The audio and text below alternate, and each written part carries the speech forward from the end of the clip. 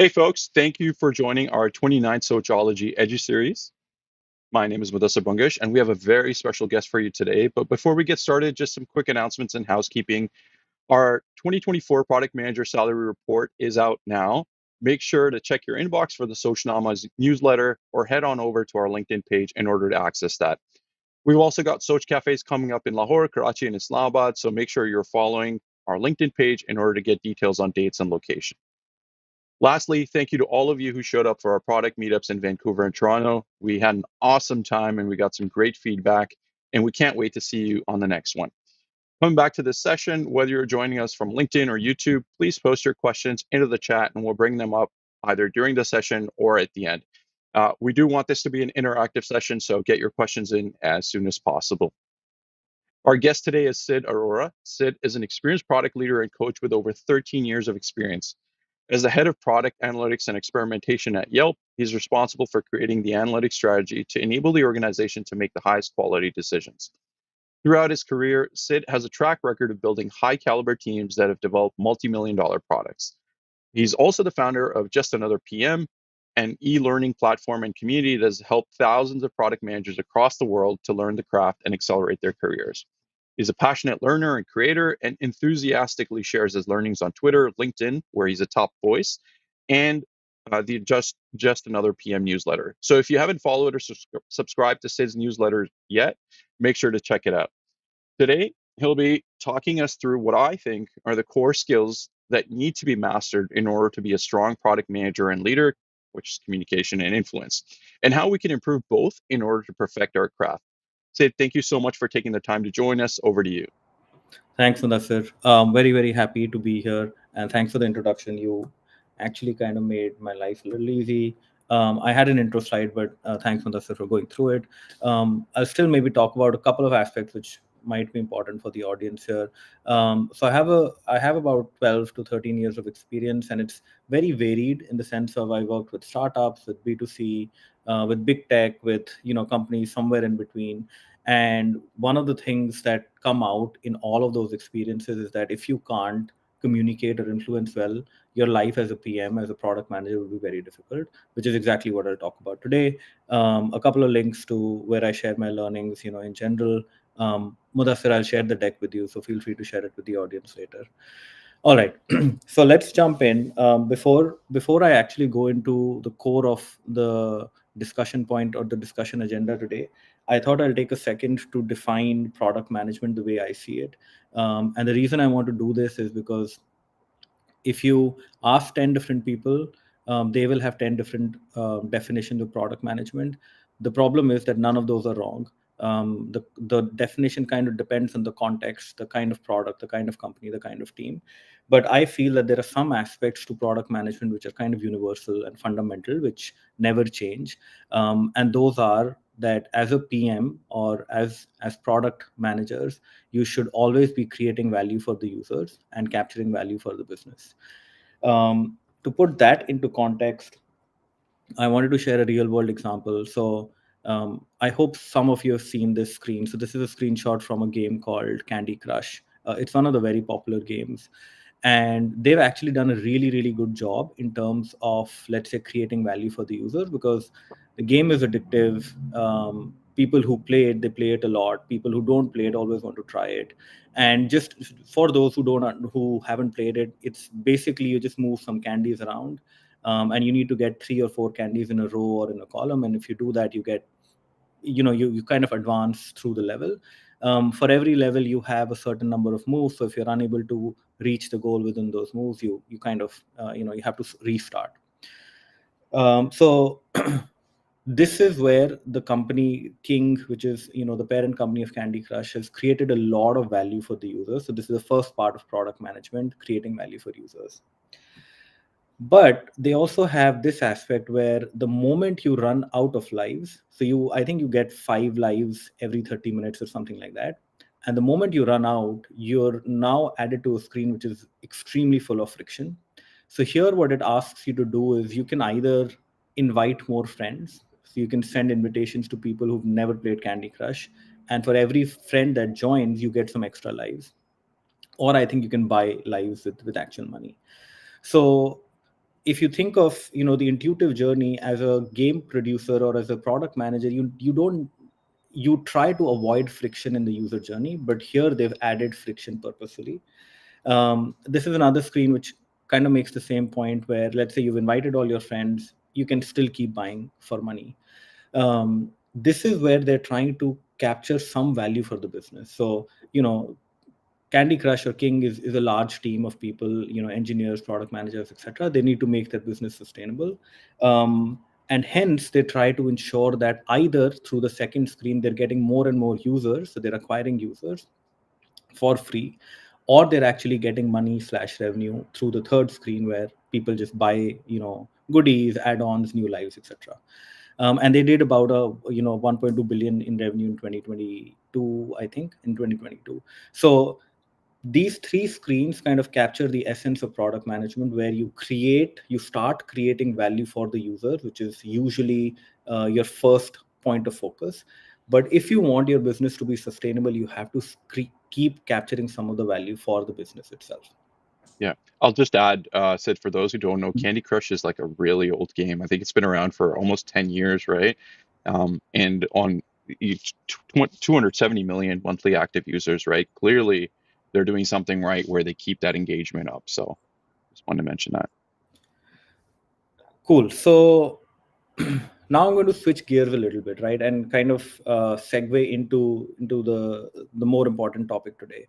So this graph is actually a result of a survey that Lenny ran. I don't know if people here follow Lenny, but if you don't, you should. He has pretty much the most amazing content on product management, and I think this is kind of old. I think this is maybe 2 or 3 years old, but he surveyed about 1,000 product leaders around the world and ask them what is the most important quality you seek when you hire a PM for your team, or you seek as a PM in general. And if you notice, I don't know if the text is readable, but the number one on this is communication, right? And that is very close to my heart, in the sense of, if you were to ask me, even if I didn't see this graph, these are the 5 qualities that I think are absolutely necessary to excel as a PM. And communication is a little different than the others. Communication for me is more like a make or break, in the sense of, people who can't communicate well will have a really really tough time even being a PM, forget succeeding at it. A lot of the other things that you see, which are kind of grayed out because not in the scope today, but they are skills which are kind of specific to the job and can be learned and owned and made better while doing it. But communication is more like, hey, this is like the entry criteria for a PM. Okay. Now I want to, the previous graph was a little more generic. I want to try to help everybody understand how this fits into the day to day of product management. And then we'll actually dive deep into what it means and how to do it better. So going back to the original definition, product management is creating value for users, capturing value for business. Now, on a day to day, a PM is usually doing one or more of these phases.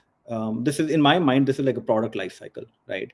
There is some amount of planning that you do where everybody gets together, they create an annual strategy, a quarterly roadmap, a monthly backlog, and things like that. Once that is done to some degree of clarity, you start sharing it with your stakeholders, be it engineers, be it sales, marketing, etc., and you start getting these people onboarded to your plan, so that they either agree or they disagree or they share feedback. Once everybody's on board, you start actually building it, which is the execution phase. Once you've executed it, you start measuring and then improving. And I want to focus or call out one aspect where you could be doing step 1, 3, and 4 perfectly, but if you don't do step 2, you will have a very hard time succeeding, or even being able to deliver what you want. Because as a product manager, it is impossible to build or create solutions without the support of other teams, right? So I'm going to be double clicking on alignment a little bit, because that focuses a lot on communication and influencing, etc. Okay, so let's first define influence. So just a definition that I read online. Influence is defined as the capacity to have an effect on the character development or behavior of someone. I think behavior is more important in the use case that we are talking about.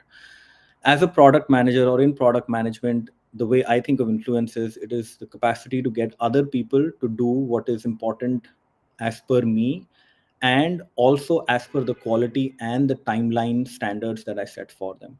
So that is exactly what we'll be focusing on. But before we do that, one of the most important things, and I think this is the part where a lot of people identify and resonate with. So I'm going to quickly skim through this. Why is it important? Why is influence such a big deal in product management? One is, if you've been a PM, you know this. You need engineers to actually write the code. You need designers to create the designs, the wireframes, etc. You need marketing teams to actually market your product, research and get feedback from customers. So it is impossible to succeed without these teams or these people helping you in your mission. And in all probability, none of these teams directly report into you. So there is no authority. Hence, it is even tougher to get them to do what you want, because they don't necessarily have to listen to you. And some of these teams will have goals which are very different from yours.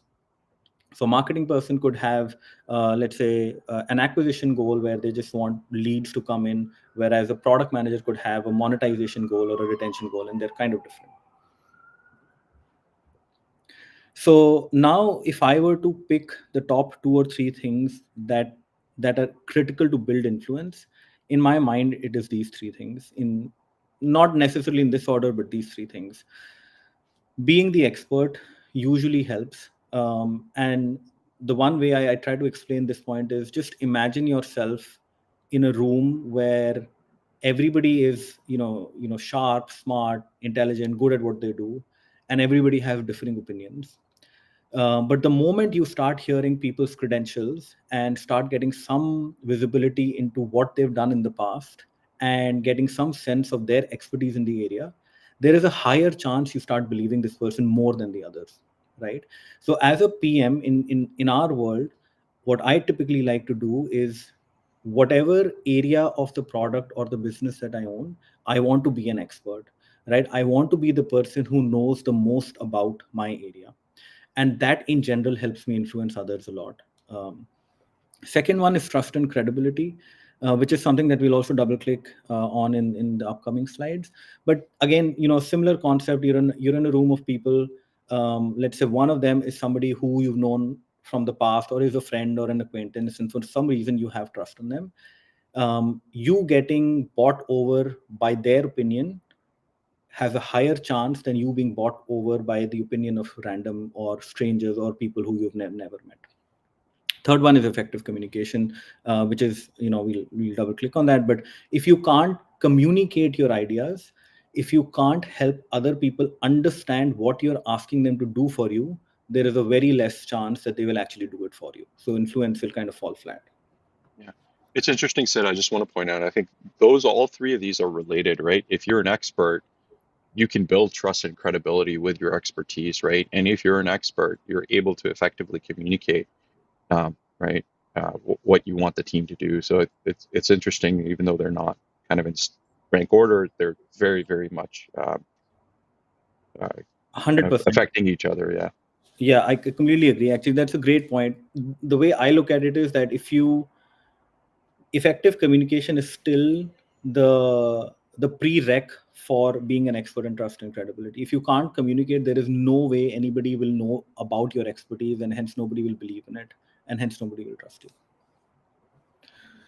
Okay, now let's shift focus a little bit and talk about alignment, right? Because while communication as a skill is very important, I feel that the impact of communication in a product manager's life is to be able to drive alignment. Again, alignment, quick definition: all parties with a stake in the product have a shared understanding of the goals, strategy, and progress. It is important to ensure that everybody is headed in the right direction. You don't want, the marketing team going west, the sales going south, and you going north. Um, ensuring that your decision making is smooth and quick, because if you are trying to convince people who are all thinking in different directions, getting them together on the same decision it just takes longer. So that is what alignment at an overall level means. In my mind, there are 4 stages to it, or 4 different phases of it. They don't necessarily have to be linear. Identifying the right people who you want to drive alignment with, then communicating with them, which is what we'll cover, keeping them engaged throughout your product life cycle, so that nothing falls apart. And also, this is an important point to draw, that alignment is not like a one-off thing that you do once a year or once a month or once a quarter. And conflict resolution. If you're working with smart individuals and professionals, believe it or not, you will always have conflicts, because smart people have opinions, and opinions usually vary. So in the following slides, I'm going to double click on identify and communicate. All right, so this slide is a little too wordy, but I hope just I think I'll try to drive the message in a summary, but since you have access, you can read it on your own time. So when I join a new team, or let's say if I join a new company, this is something, this is an activity that I go through in my first 30 to 60 days, and this is to help me identify who are the most critical people in this organization or in this new team that I need to align with. So I want to build relations with people who have some kind of an influence to my success and to the product success, who themselves have expertise or knowledge so that I can learn from them and I can make my product better, who are impacted by my product. For example, if I were to do something, launch a new feature in my area of the product, their team or this person's team will also be impacted directly, indirectly. They're either critical decision makers, or they're close to customers. Now, if I translate this into examples, usually engineers, designers, marketing are the people who have a direct influence on the success of your product and hence your career. Expertise, experts in the organization kind of depend. I've been in organizations where um, it has been very niche. So I used to work with a company which created products for hotels, and hotel and hospitality is a very niche space that I did not know about. So I banked a lot on the in-house experts to help me understand the industry. Critical decision makers are very important, and we'll also talk about them in an upcoming slide, where these are usually heads of teams. And the reason I want to build relationships with them is because whenever I am unable to drive alignment at a lower level, I usually talk to the head of the team and try to get him or her aligned so that they can then rally for me and make my process easier. Closest to customer, again, I've had multiple scenarios where, especially in a B2B world, where the customer support teams, that's what CS stands for, are much closer to the customers. They understand the user pains, they understand customer feedback, and hence they become a very, very strong ally for me. Again, I want to be talking strategy with heads of teams, people who have a lot of influence. So just an example here, that usually people who are higher up in the hierarchy or in the org structure, they usually have influence. But there are also people who might not be very high, but by the nature of their experience, or by the nature of their tenure, or by the nature of their expertise, they have a lot of influence. Now these are the people who I want to be on my side, because they will help me create like stellar products and stellar strategy.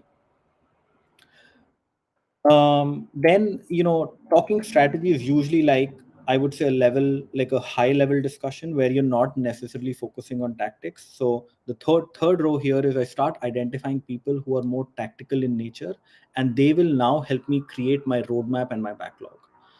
So these are people like, again, like engineers, designers, CS teams, even, let's say, the in a startup or a medium sized company, even the founders or the CPO who's been there for a while, who understands the market better than me, they can also talk really nice tactics.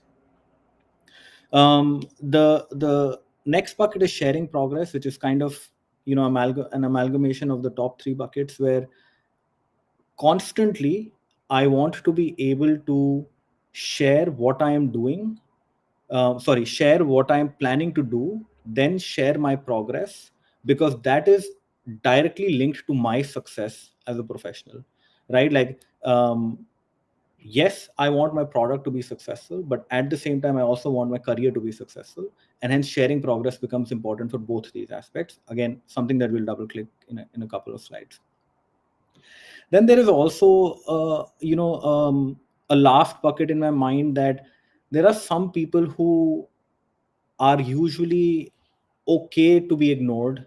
And initially, in my early years as a PM, I did not realize this, and I would give almost everybody equal and the same amount of importance. Today I realize that it's not, it shouldn't be like that.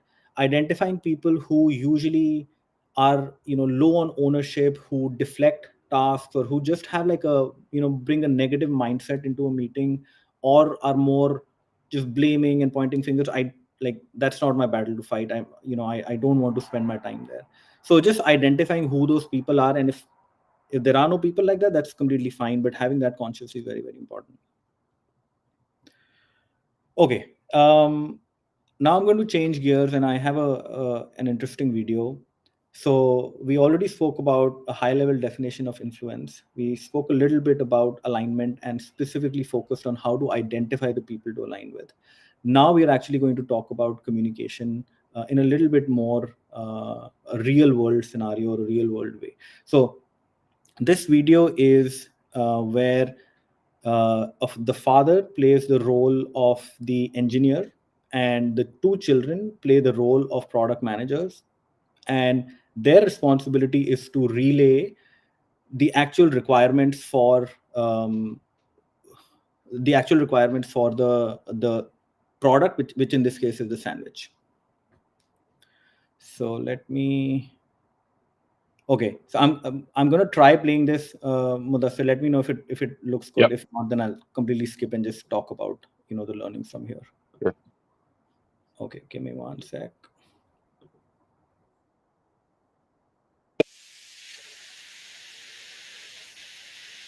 Yeah, unfortunately, we can't hear the volume. Yeah. Okay, then maybe I just skip it. But I'll encourage everybody to go through this. Maybe we can just share the link to the video. The point here is that this video really, really shows that communication could be really tough, even for something as simple as a peanut butter sandwich. And the other aspect is that everybody understands your message very differently. Actually, let me go to the next slide and make this point again. Okay, so yeah. So on this one, I'm very recently, I think about 2.5, 3 years ago, when I started realizing that, one, I'm not very bad at communication, but two, I'm still not the best, because I started seeing people who were doing a job much better than me. So I started dissecting and asking myself, what does communication mean? And while I was doing this, I started talking to a lot of other product managers and getting their opinions. So whenever people think of communication, the bare minimum they think about is that, hey, there is a sender, there is a receiver, and then there is a message that is being exchanged. 70% of the people I spoke to think that this is what communication is, but this is just a starting point, right? What that means is that when you're communicating, especially in a business setup, like as a product manager, the channel is also extremely important. So the example I share here is, which I have in a future slide as well. When you talk to, let's say, my engineers who I am conversing with almost every day, maybe a Slack message is enough. But if I were to relay a similar message to my manager or my skip level or even my CPO, probably an email or maybe even a one-on-one meeting is a better forum. So ensuring that you pick the right channel based on the receiver and based on the message is very, very important. But this is still not it. The most important aspect, and the aspect that most people miss while trying to be good communicators, is feedback. So what that means is, once you've relayed the message in the right channel, it is important for you to have some kind of a measure to know if the receiver understood it as intended. That is feedback. Right now it could be as simple as, usually when I do presentations for my my exec group or senior leaders, after every 2 or 3 slides I would pause and check, hey, are there any questions? Is there anything I can share more details on? Whenever I write an email, I usually have like a very cliched sentence at the bottom: if you have any more questions, just feel free to reach out to me. So there is no standard or framework to get feedback, but the message I want all of you to take away is that you need to find ways or proxies of getting feedback so you know that your message was delivered. Then there are a couple of other aspects. Some communication becomes a little noisy, where people have too many words and not a lot of message. So try to filter out the noise. I usually like to rewrite my emails till the time all of the buffer words or filler words are out. Excuse me. The last point is encoding and decoding. What this means is that the sender has a very different mental model, has a very different way of talking, way of expressing, and hence when they're thinking of the message, it might be very different than the context of the receiver. And a common example here is that when you talk to people, let's say data scientists for example, or people who are more mathematically or data oriented, they for them a lot of the logical conclusions come very very quickly, but for the audience it might not happen as seamlessly. So I've been in meetings where people are using a lot of jargon or using just kind of jumping through a lot of steps which kind of break the message for me. So make sure that you're not doing this, right? Make sure that your encoding model is very very clear and transparent for the receiver so that they can also understand. Okay. So now let's translate this into the tactical, or let's say this is how I think of how to define the perfect message, how to define the perfect channel, how to get my feedback. And as a product manager or as a product leader, I define my stakeholders or my critical people in 3 circles. First one is the immediate circle, which is basically all of these people are the ones whose distance from the product is the same as me. So if I'm a PM, probably my engineering manager, probably my design manager fit into the circle, maybe even the engineers. They are people who are more or less your experience, your numbers of years of experience. So same age group, same experience, equally tactical or equally strategic. Then there is an upward circle, which is basically your hierarchy. So your manager, your skip level, CPO, etc. But also the hierarchy of your counterpart. So if your counterpart is the engineering manager, then their manager and their skip level and so on. And the third one is the outer circle, which is pretty much everybody else. Could be people like sales, could be customer support, could be marketing. So all of the stakeholders that don't fit in the first 2 circles kind of fit into this circle. Now, the reason I draw these circles is because for every circle, I have a very, very different communication strategy, right? So let's start with the immediate circle, right? So let's say engineers, designers, engineering manager, data scientists. Typically, my channels here are more transactional in nature because these are people I communicate very often. So I don't need necessarily very formal channels or very formal meetings. So it's Slack, it's either through wikis, through Jira, tickets, etc. What I want to ensure that I'm working or sharing with them is, as follows. Since I will spend about 50 to 60% of my time concentrated with this group of teams, I want to build systems that enable collaboration, because this collaboration is kind of the make or break for my product.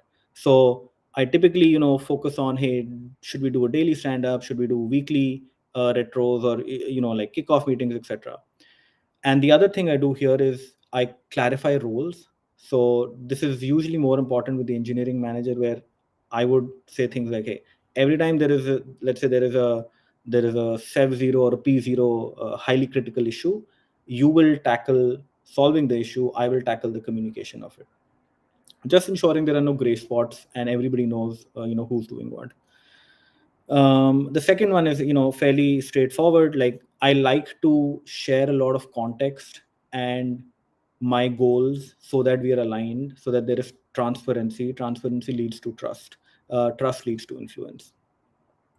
I'm also usually the bridge. So in most organizations, especially if the organization is 200 people or above, product managers are closer to the business than the engineers or the designers. So it is my responsibility that I'm bridging that gap and I'm relaying all of that information and knowledge to my working group.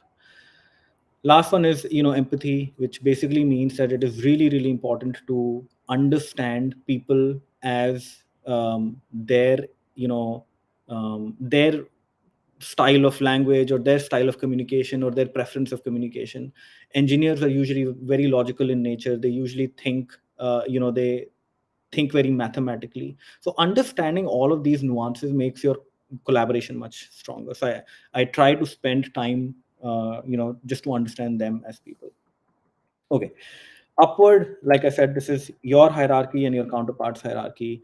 Typically, I always like to have one-on-ones with people who are senior to me, just to have that face time, just to share progress, etc.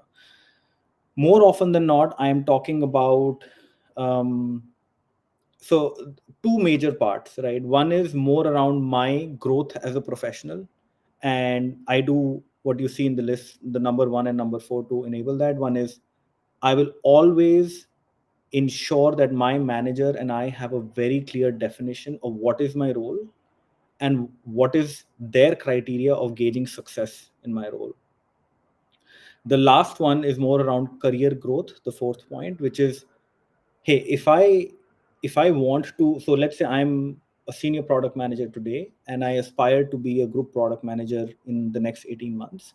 Help me understand what needs to happen in these 18 months. So that is like a career growth plan or a planning. What you see in between number two and number three are more tactical in nature. So the second aspect of my communication with upward management is sharing progress, ensuring that I'm on the right path, ensuring that I'm doing the right things, ensuring that I'm creating impact. So I very often share progress or achievements or win, even losses or failures, etc. And then I also use this forum to share feedback with my manager. Let's say there is something that's bothering me or I need support on, but I'm not able to do that. I will candidly share that and I will also seek feedback. So that's the second bucket. Third bucket, like I said, kind of broad. So it's very tough to generalize, which channel to use or what message to relay. But I typically focus on a couple of things. One is setting context is very, very important. Ensuring that when I talk to or I seek help from a sales head, they understand why am I asking that help and what will it lead to from a strategic or a company goal perspective. What I've learned the hard way is that usually the bigger your circle and the further away your circle, you need to communicate again and again and again, right? It doesn't mean you're uh, over communicating. In this sense means the frequency of it might go up, but the quality of your message doesn't necessarily have to go down. Third one is speaking their language. The most common example I use here is every time I have a chat with a salesperson, they are very, very sales oriented. They have a very strong view of the market. They have a very strong view of the customers. So I have to kind of, press those buttons and sort of focus my discussion on that. When I talk to engineers, they're more detail oriented. When I talk to data scientists, they're more data oriented. So just kind of understanding what they understand, what they prefer, and just fit it into my day to day just makes my communication and collaboration much easier. The last one is the same, just building empathy. Everybody is very different, and the one thing that I've again learned the hard way is initially, like early in my career, I would have a lot of my communication or my collaboration from the mindset of, hey, this is what we need to do, can you please get it done, if there is a problem let me know. But unfortunately that's not the right way to do it, right? It is very important to hear their opinions, hear their feedback, and truly respect it and incorporate it wherever necessary. Okay, so this is pretty much, I think, the last slide, and then we can open for questions quickly. So just to summarize, to to to be successful as a product manager, you need very strong alignment. To be able to align the right people, you need to be able to identify them and then influence them. To do all of the above, you need to communicate really, really well. And some of the things that we spoke about, just, I just wanted to put them all on one slide. So being an expert or being the expert in the room always helps. Make friends. Friends will get influenced easier than colleagues will. So basically, if you get to know people around you as humans, as people, they will be friendlier and hence easier to influence. Be an effective communicator. Focus on communicating the why and starting your communication with the why. This is something that I have struggled with a lot, where I would just jump into the what. Oh, hey, we're in Mm. a critical situation. We need to Yeah. get this done, blah, blah, blah. Let's just do it. And not necessarily talking about the why behind it. Again, the last three are more, just be human about it. Like, be respectful. Listen as much as you talk, if not more. Be proactive in your communication. That's something that I really, really struggled and used to get some amount of negative feedback, where my communication was very reactive. So if a stakeholder has to reach out to me and check, hey, what's the progress on X, I'm kind of not communicating well as a PM. So proactiveness is very important in our line of work, and invest in the relationship, right? Like, make it human, make it friendlier. Maybe I'll just leave this on the slide. The three books that have influenced my communication the most, and are also the ones that I kind of keep rereading, are the ones you see on your screen. Not going to go into the details, but if you haven't, you should definitely read them in this specific order. If you've read them, just keep rereading them. Again, a small practice that I do to improve my communication is I try to read a lot. Every time I feel that there is a message or a part of communication that is effective, I try to record that somewhere and try to analyze why is it so good. I try to write a lot. That's where all of my reading, all of these tips kind of come in handy and become practical. And again, something that I started doing very late in my career, actually I started doing this actively only maybe 2.5, 3 years ago, is proactively taking feedback. So if I go into a critical presentation to, let's say, my C suite, I come out and the first thing I'm going to do is I'm going to ping my manager and say, hey, how did that go? Can you give me feedback? Things like that. So I know I spoke for a bit, but that's all the material I had. More than happy to answer questions. Okay, awesome. Thank you so much, Sid. One of the questions that came in, and I think you touched up on it, is can you please shed light on influence communication when it comes to the higher management, right? And I think this is one that a lot of product managers struggle with, right? It's usually top down, but how can we get better at doing bottom up communication, especially with those leaders that have influence within the organization and that ultimately can influence our roadmaps, right? So anything else you might want to add to that? Yeah, absolutely. So I think it is really important to understand the aspects that need to be communicated. Some of what I'm going to use to answer this question might be a little repetitive, but I'll still say it out loud. In my mind, there are three things that are happening. One is, there is a longer term plan that you are following to ensure that the business goals are being met, and the higher management, or whoever is upwards, is closer to the business goals. So the first aspect of your communication or managing upwards is to ensure that you are doing whatever it takes to be aligned, that you understand the higher level goals, and whatever you are doing aligns to that. So this is where the top down and the bottom up kind of meet, and it is your responsibility to do that through these forums. So this is more strategic in nature. It doesn't need to happen every day, because goals and strategy don't change every day or even every month. So doing this once a quarter or once in 6 months is usually good. Second aspect is more tactical, where it is about two things. One is sharing progress of, hey, this is what we had promised. Seems like we're on track. We will deliver XYZ on so and so date. At the same time, it is also about taking credit for it and helping the upper management know that you delivered on what you promised. right? Because that is very important. If things are going well, you want to be taking credit for it. If things are not going well, you still want to own up to it and emerge as a strong leader that, hey, this is what went wrong. This is why it went wrong. This is my action plan. This is how we're fixing it. So that's the second aspect, which is more tactical, but it is the goal here is to take credit and show progress and sort of keep building your trust in your manager. The last one is career growth, right? Like this is explicitly career growth, where I typically have a conversation with my manager every quarter where I explicitly call out, this is what I'm doing today, this is what I want to do in the next 6 months, 12 months, 18 months, this is my plan. Do you think it is achievable? Do you think I should change it? And then once we set a plan, then I keep going back to it every quarter, and I kind of keep proving to my manager, hey, this is what we agreed, I'm on track. So I hope that my goals and my aspirations will be met. So those are the three things: strategic alignment, tactical alignment, and career growth planning is what you should be doing with your seniors.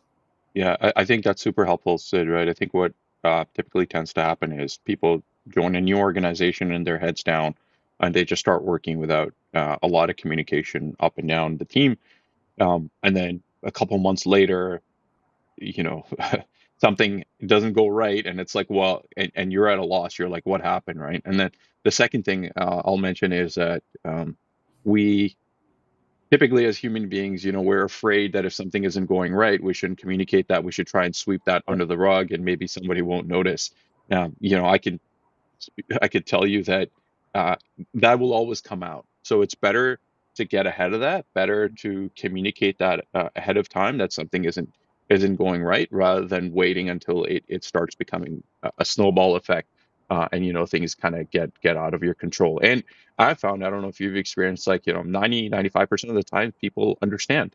Right? We tend to think, hey, this person's not going to understand my point of view because this thing has gone wrong and there's this the impact.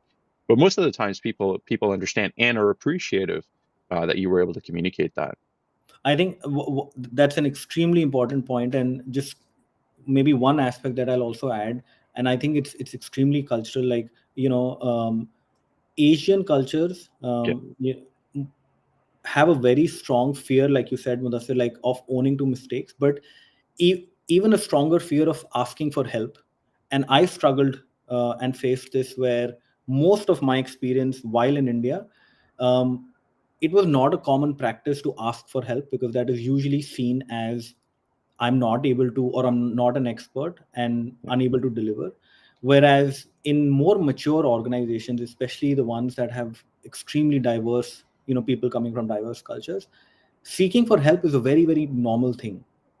And the sooner you do it, the better it is for you. So maybe, just adding on top of that, like ask for help whenever needed. And never hesitate. And like you said, I think 90 to 95% people will always be there to help you. sure. Okay, just we're kind of out of time, but just one final question, Mhm. Sid. So, what we've heard often from people who are starting in product management or are aspiring product managers is, hey, I'm an introvert.